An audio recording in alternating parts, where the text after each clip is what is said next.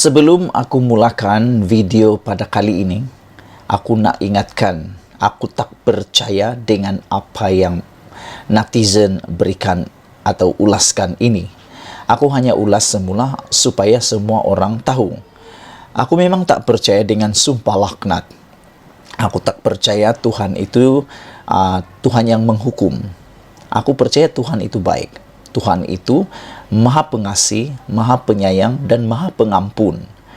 Walau bagaimanapun, netizen mula mempersoalkan di dalam laman TikTok aku dan juga di dalam laman channel Nazilin Unity aku. Beramai netizen yang memberikan komen apabila aku membuat konten berkaitan Najib sakit dan keluar masuk di hospital Kuala Lumpur, juga berkaitan dengan keadaan kesihatan Najib. Netizen mula berpusu-pusu memberikan message dalam konten-konten itu. Mereka mengatakan bahawa, nah, inilah bukti Najib dimakan sumpah laknat. Apa pendapat kamu semua tentang pendapat netizen itu? Pada pendapat aku, itu bukan kerana sumpah laknat. Sebab mungkin sebelum ini kita tidak tahu yang Najib mempunyai penyakit itu sebelum dimasukkan dalam penjara. Mungkin sebelum ini Najib memang mempunyai masalah kesihatan, tapi sebelum ini yang sah, yang kita ketahui telah disahkan oleh anak Najib, bukan tidak dinyatakan Najib mempunyai masalah kesihatan dari segi tekanan darah.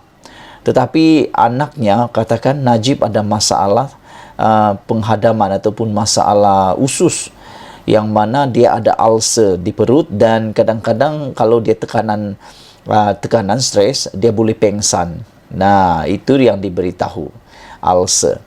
Tapi yang tentang tekanan darah tinggi ini tak pernah diberitahu. Barulah kita tahu apabila Najib berkali-kali keluar masuk hospital. Hari ini pula masuk lagi hospital. Tapi yang menjadi perdebatan di media sosial dalam laman channel aku di TikTok dan juga di YouTube, mula menjadi trend dengan mereka menulis Najib dimakan sumpah laknat.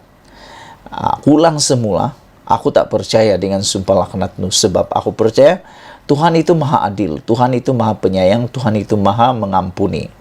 Dan aku percaya penyakit yang dialami oleh Najib ini bukan kerana sumpah laknat beliau, tetapi mungkin kerana keadaan persekitaran dan juga keadaan penjara yang amat-amat memberikan tekanan tinggi kepada Najib. Ialah, maklumlah, kita pun semua tahu Najib ini memang dilahirkan daripada keluarga pemimpin, yang mana besar kemungkinan mereka hidup dalam keadaan yang sudah cukup sejak lahir. Sejak mula menjadi pemimpin, beliau hidup dalam keadaan yang senang berbanding dengan kita yang sudah biasa hidup susah, makannya pun ala kadar, tidurnya pun ala kadar. Kita memang biasa berbanding dengan Najib yang memang daripada keturunan pemimpin dan keturunan yang mungkin kaya, tinggal dalam penjara yang hanya ruangnya kecil, tinggal dalam penjara yang hanya ruangnya sangat terhad, itu mungkin memberikan tekanan besar kepada Najib, sehingga ubat tekanan darah tingginya itu memberikan kesan kepada Najib. Jadi para penonton sekalian, sama ada Najib dimakan sumpah laknat ataupun memang keadaan kesehatannya sebelum ini memang sakit tapi tak pernah dibagi tahu, itu terpulang pada penilaian Anda. Tapi pada aku, Najib bukan kerana sumpah laknat, tapi kerana kesehatannya yang penuh dengan persekitarannya yang penuh dengan stres, tekanan dan sebagainya. Aku berdoalah Najib akan dapat menghabiskan 12 tahun di penjara itu dalam keadaan yang tenang. Dan aku mau menasihatkan kepada keluarga Najib, berhentilah memberi tekanan kepada Najib. Janganlah terlalu memberi harapan kepada dia. Mulalah memberikan kepada dia mungkin kata-kata semangat supaya bertahan di penjara. Dan paling penting untuk Najib, ambillah masa untuk muhasabah diri, mendekatkan diri kepada Tuhan. Semoga dengan berbuat begitu adalah cahaya terang di depan yang berlaku. Sekian dulu Malaysia kita punya, kita jaga sama-sama, cintai Malaysiaku. Bye-bye. Selamat petang, salam sejahtera. Isu yang paling hangat di media sosial sekarang ialah perdebatan tentang prestasi kesihatan Najib di penjara Kajang. Ada orang kata Najib baru sebulan, tak sampai sebulan dah macam-macam penyakitnya timbul. Ada orang yang kata, yang aku fikir mungkin kerana marah dengan Najib, mereka kata dulu makan supering macam biasa, tak ada masalah kesihatan, senyum-senyum. Tapi masuk kad penjara Kajang baru sebulan, belum sampai sebulan, dah mula keluar masuk hospital. Bahkan ada juga yang menambah-nambah, yang aku fikir mungkin tidak benar, tetapi mereka kata Najib mungkin hanya mau mencari ekon di hospital, tapi itu bukan isunya. Aku rasa itu semua tak betul. Selain daripada itu, ada juga yang menulis di dalam perdebatan di ruang media sosial itu adalah drama Najib, kata mereka.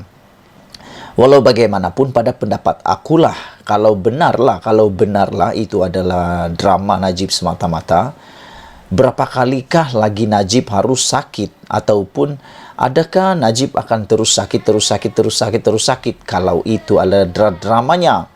Tetapi malangnya itu bukan drama, telah disahkan oleh Kementerian Kesihatan Malaysia semalam oleh Dr. Nur Hisham, menyatakan bahawa keadaan kesihatan Najib memang ada masalahnya, tetapi Nur Hisham juga telah mengesahkan bahawa ketika Najib keluar daripada Hospital Kuala Lumpur, beliau dalam keadaan yang sehat.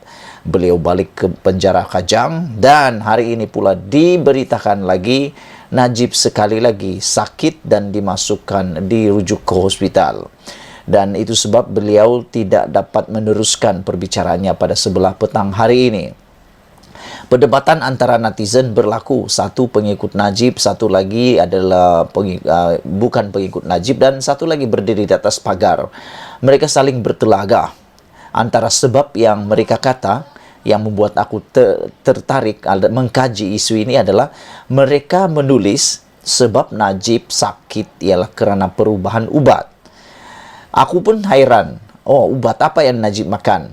Rupa-rupanya Najib sekarang sebenarnya makan ubat tekanan darah, untuk tekanan darah. Jadi biasa keluarga aku, nenek aku, saudara mara aku yang makan obat tekanan darah ni, dia akan ada perubahan kalau tekanan hidup ataupun dia stres. Jadi persoalan sekarang ialah, selepas sebulan Najib di penjara, adakah kerana berlaku stres Najib terpaksa makan ubatnya? Dan menjadi perdebatan dalam media sosial ialah apabila Najib kononnya diubah ubatnya. Tapi apa kata Menteri Kesihatan? Kerana jangan percaya pada apa yang ditulis di media sosial, kerana itu banyak cerita yang tak benar. Tapi Khairi akhirnya buka mulut, buka cerita, memberi kenyataan yang tepat. Apa Khairi kata? Khairi menyangkal dakwaan ubat yang diberi kepada Najib ditukar. Khairi kata dakwaan ubat diberi kepada Najib ditukar adalah salah. Tidak. Menurut Khairi Jamaluddin, dakwaan kononnya ubat yang diberikan kepada Datuk Seri Najib Razak ditukar selepas dirawat di Hospital Kuala Lumpur, disangkal Menteri Kesihatan Khairi Jamaluddin Abu Bakar. Aku hairan jugalah kan, kerana Najib seorang hampir huru-hara Kementerian Kesihatan Malaysia. Boleh tahan juga bosku ini ya, sampai Menteri Kesihatan, Ketua Pengarah Kesihatan, siapa lagi yang sudah memberikan kenyataan berkaitan kesihatan Najib ini. Boleh tahan bosku, sudah masuk dalam penjara, masih juga ada pengaruhnya. Tapi ada yang ramai kata mungkin itu drama saja, tapi aku tak percaya itu drama. Najib memang sakit. Macam itulah. Khairi menjelaskan ubat sama diberikan kepada bekas Perdana Menteri. Aku nak ulang sekali lagi kepada mereka yang masih lagi menularkan kononnya ubat Najib macam-macam lah. Dia orang kata diubah, ditukar lah, macam-macam lah. Ada yang kata nak supaya Najib sakit dan sebagainya. Ini jawapan Khairi, Menteri Kesihatan Malaysia. Khairi menjelaskan ubat yang sama diberikan kepada bekas Perdana Menteri yang kini bergelar banduan bagi merawat tekanan darah tinggi dihidapinya dan menyifatkan dakwaan pegawai khas Najib, Muklis Maghrib dan ahli keluarga ahli Parlimen Pekan itu semalam tidak menggambarkan keadaan sebenar. Najib diberikan ubat untuk tekanan darah tinggi, tetapi diberi ubat generik, ubat yang sama. Dia dulu ambil ubat original sebab dia beli daripada hospital swasta. Bila dirujuk di hospital Kuala Lumpur, kita ada ubat formula sama yang diberi di hospital kerajaan. Ubat itu sama, formula sama, tetapi bentuk generik. Katanya pada sidang media di Kementerian Kesihatan KKM dipetik laporan media. Nah, betul lah tu. Kan Najib kan dah banduan. Jangan lagi anggap dia adalah orang istimewa kayangan tahap dewa-dewi. Jadi dia kena ikutlah peraturan penjara. Jelas Khairi lagi, tuduhan ubat ditukar seolah-olah memberi gambaran bahawa ubat berbeza adalah tidak benar. Ubat generik itu kandungan sama. Ubat generik ini kandungan sama. Penjelasan ini penting kerana terdapat tuduhan daripada pegawai dan ahli keluarga Najib, katanya. Dalam pada itu, Khairi berkata semua banduan di penjara termasuk Najib akan diberikan rawatan terbaik.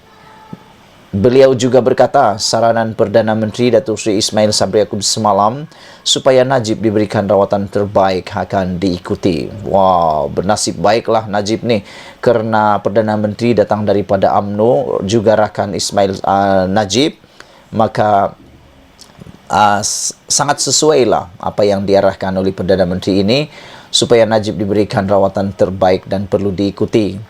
Kita akan berikan perkhidmatan dan rawatan terbaik kepada semua banduan. Bukan hanya Najib, kata Perdana Menteri. Ini memang tugas Kementerian Kesihatan Malaysia. Kita bagi rawatan terbaik kepada semua, katanya lagi. Katanya Najib buat masa ini dirawat di Hospital Kuala Lumpur dan bukan di IJN. Beliau berkata, prosedur untuk banduan penjara dirujuk di hospital kerajaan dan Najib perlu dirujuk di Hospital Kuala Lumpur. Saya dimaklumkan Najib dalam keadaan sehat, katanya. Terdahulu, perbicaraan Najib dalam kes 1MDB Tanore yang sepatutnya berlangsung pada hari ini ditangguhkan kerana Najib dimasukkan ke hospital. Peguamnya Tan Sri Muhammad Safi Abdullah memaklumkan perkara itu kepada mahkamah ketika prosiding ringkas pagi ini di hadapan Hakim Mahkamah Tinggi Kuala Lumpur, Datuk Collins Lawrence Sukera. Najib kini dimasukkan di ward Hospital Kuala Lumpur. Saya diberitahu setakat pagi ini pukul 7.30 pagi hingga 9.30 pagi kemungkinan ujian tertentu dilakukan ke atasnya. Mungkin mengambil masa beberapa hari lagi, kata beliau. Sekian dulu untuk kali ini. Khairi dah buka mulut, jadi kamu tak perlu lagi buka mulut. Dengar saja apa yang dikatakan oleh Kementerian Kesihatan Malaysia. Tak perlulah berbalah-balah, tak perlulah bergaduh-gaduh lagi nak menegakkan atau nak mengcover hanya satu orang. Ada banyak perkara lagi yang boleh kita lihat dalam Malaysia. Malaysia kita punya, kita jaga sama-sama. Cintai Malaysiaku. Bye-bye.